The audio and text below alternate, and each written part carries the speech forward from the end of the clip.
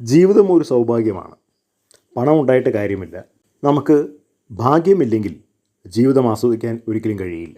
ഇപ്പോൾ നമ്മൾ കാണുന്നത് സൗദി അറേബ്യയിലെ ഏറ്റവും വലിയ കോടീശ്വരനായിട്ടുള്ള ഒരാളുടെ മകന് പറ്റിയിരിക്കുന്ന അപകടമാണ്. 20 വർഷം മുമ്പ് ഇംഗ്ലണ്ടിൽ അദ്ദേഹം ഒരു ആക്സിഡൻറ്റിൽ പെട്ടിട്ട് ശരീരം മുഴുവനും പാരാലിസിസായി ഒരു കോമ സ്റ്റേറ്റിൽ ഇരിക്കുകയാണ്. ജീവിക്കുന്നുണ്ടോ അതുമില്ല, മരിച്ചിട്ടുണ്ടോ അതുമില്ല എന്ന് പറയുന്ന ഒരവസ്ഥയിലാണ് ഇരിക്കുന്നത്. അപ്പോൾ അദ്ദേഹം ഒരു ശതകോടീശ്വരനായതുകൊണ്ട് അദ്ദേഹത്തിന് സൗദി അറേബ്യയിൽ ഒരു ഹോസ്പിറ്റലിൽ രാജകീയ പരിഗണനയാണ് കിട്ടുന്നത്. 20 വർഷത്തിനിടയിൽ അദ്ദേഹത്തിൻ്റെ വിരലൊന്ന് അനക്കി എന്നുള്ളതല്ലാതെ അദ്ദേഹത്തിന് ഒരു മാറ്റവും സംഭവിച്ചിട്ടില്ല. അദ്ദേഹം സാധാരണ ജീവിതത്തിലേക്ക് ഇനി മടങ്ങി വരില്ല എന്നുള്ളതാണ് വൈദ്യശാസ്ത്രം പറയുന്നത്.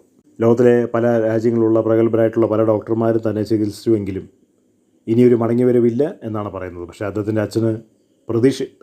അപ്പോൾ സൗദി അറേബ്യയിലെ ശതകോടീശ്വരന്മാരുടെ മക്കൾ ഇംഗ്ലണ്ടിൽ പോയി ജീവിതം ആസ്വദിക്കാറുണ്ട്. ആഡംബര കാറുകൾ, സെക്സ്, പണം, ദൂർത്തടിക്കൽ, മദ്യം, പെണ്ണ്, ഇതൊക്കെ അവർക്ക് അനുഭവിക്കാൻ കഴിയും.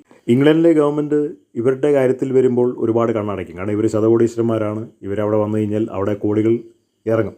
അങ്ങനെ എന്തോ ഒരു കാര്യം കലാപരിപാടി നടത്തിയിട്ട് വരുന്ന വഴിക്കാണ് അദ്ദേഹത്തിൻ്റെ കാറ് ഒരു അപകടത്തിൽപ്പെട്ടിട്ട് അദ്ദേഹം ഈ ഒരു അവസ്ഥയിൽ ആയത്. ഇതാർക്കും സംഭവിക്കാം.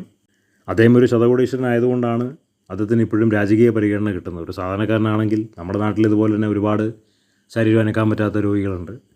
അവരുടെയൊക്കെ ജീവിതം കുട്ടിച്ചോറായിട്ട് ഇരിക്കുന്ന അവസരത്തിലാണ്.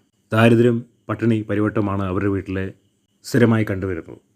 ഇദ്ദേഹം ഒരു കോടീശ്വരനായതുകൊണ്ട് അദ്ദേഹത്തിന് ഒരുപാട് പരിഗണന കിട്ടുന്നുണ്ട്. കോടിക്കണക്കിന് രൂപ എന്ന് പറഞ്ഞു കഴിഞ്ഞാൽ ലോകം അറിയപ്പെടുന്ന കോടീശ്വരന്മാരിലൊരു വ്യക്തിയാണ് ഈ അൽ വലീദ്. അത്രയും പണം ഉണ്ടായിട്ടും ലോകത്തിലെ ഏറ്റവും മുൻനിര ചികിത്സ കൊടുക്കാൻ കഴിഞ്ഞിട്ടും ഏറ്റവും മുൻനിര മരുന്നുകളൊക്കെ കൊടുക്കാൻ കഴിഞ്ഞിട്ടും അദ്ദേഹത്തിൻ്റെ ഈ പുന്നാരമകനെ മടക്കിക്കൊണ്ട് വരുത്താൻ അദ്ദേഹത്തിന് കഴിഞ്ഞില്ല. ഇനി ദൈവം വല്ലതും വിചാരിച്ചാൽ മാത്രമേ ഈ അവസ്ഥയിൽ നിന്ന് മടങ്ങി വരികയുള്ളൂ. മനുഷ്യൻ്റെ ശരീരം പൂർണ്ണമായിട്ടും നെർവസ് സിസ്റ്റത്തിലും തലച്ചോറിലും ബന്ധിപ്പിച്ചാണ് സൃഷ്ടിക്കപ്പെട്ടിരിക്കുന്നത്. ആക്സിഡൻ്റൊക്കെ ഉണ്ടായി കഴിയുമ്പോൾ തലച്ചോറിനൊക്കെ ഗുരുതരമായിട്ടുള്ള പ്രഹരങ്ങൾ ഏറ്റുകഴിഞ്ഞാൽ പിന്നെ ഒരിക്കലും ജീവിതത്തിൽ കണ്ണു തുറക്കില്ല. മനുഷ്യൻ അത്രയേ ഉള്ളൂ. പക്ഷെ ജീവിക്കുമ്പോൾ മനുഷ്യൻ പറയുന്ന ഡയലോഗും മനുഷ്യൻ പറയുന്ന വീരവാദമൊക്കെ കേട്ട് കഴിഞ്ഞാൽ മനുഷ്യൻ എന്തൊക്കെയോ ആണെന്നുള്ള രീതിയിലാണ് ഓരോരുത്തരും ഒന്ന് പറയുന്നത്. അപ്പോൾ ഇത്രയേ ഉള്ളൂ മനുഷ്യൻ, എത്ര പണം ഉണ്ടെങ്കിലും.